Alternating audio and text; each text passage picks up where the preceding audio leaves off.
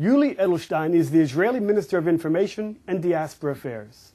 Minister Edelstein, you spent 3 years in a KGB prison for being a Jew, so obviously the future of the Jewish people is important for you. Soon you will be attending a conference of major American Jewish organizations. What will be your message to them? We are looking right now into different ways to connect with the diaspora Jewry. The term Jewish peoplehood is becoming very popular. I'm not sure we already have enough content for it, and this is exactly the subject we're going to discuss with the representatives of different Jewish federations, Jewish organizations in the state, educational institutions, what kind of things we want to put into our agenda to connect between the two. And I think, without even creating or recreating the wheel once again, I would say that good old Jewish terms are not that bad. Forget the religious observance, but to know the basic facts about Jewish history and Jewish tradition, I think can put us on the right platform, and to develop it from there will be much easier. Israel has a lousy image abroad. What efforts is your ministry making to improve this image and to help those who support Israel?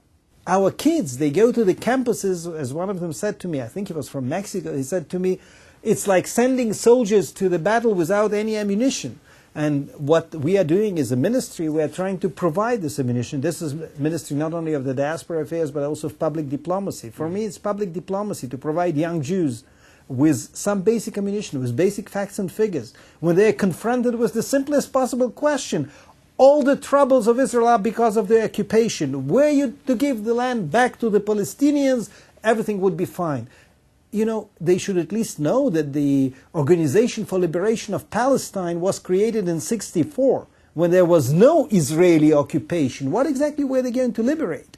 I want at least our young generation to know that basic facts about the conflict, forget all the other wonderful things about Israel, but even about the conflict, the basic facts are on our side, not necessarily on the side of the Arabs. Since the fall of the Soviet Union, the Russians have become enthusiastic members of the world community. What efforts are you taking to help both Jewish and non-Jewish Russians become better acquainted with the state of Israel?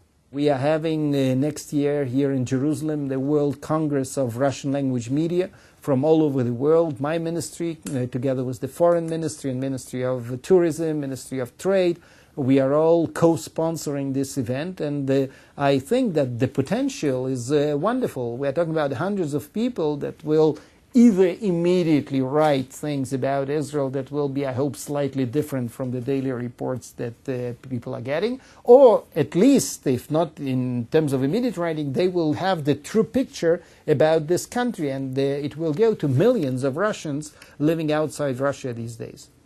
Israeli children have very little knowledge about the Jewish diaspora. They learn about the Holocaust, about dead Jews. They don't learn about living Jews. What are you doing to help improve the image and the knowledge about the Jewish diaspora today for Israeli children? I speak to Jews in the diaspora and say, hey, you have to be connected to Israel, you have to learn about Israel. It's not true what you see on the TV. By the same token, I have to speak to Israelis and say, hey, diaspora Jews are not just for donating money to this or that cultural center or kindergarten in this country. Diaspora Jews are not just to lobby their governments in order that the governments should help Israel. Diaspora Jews are part of us, part of our people, but they might be somehow different. Minister Edelstein, we really appreciate you sharing your time with the Media Line. Thank you very much.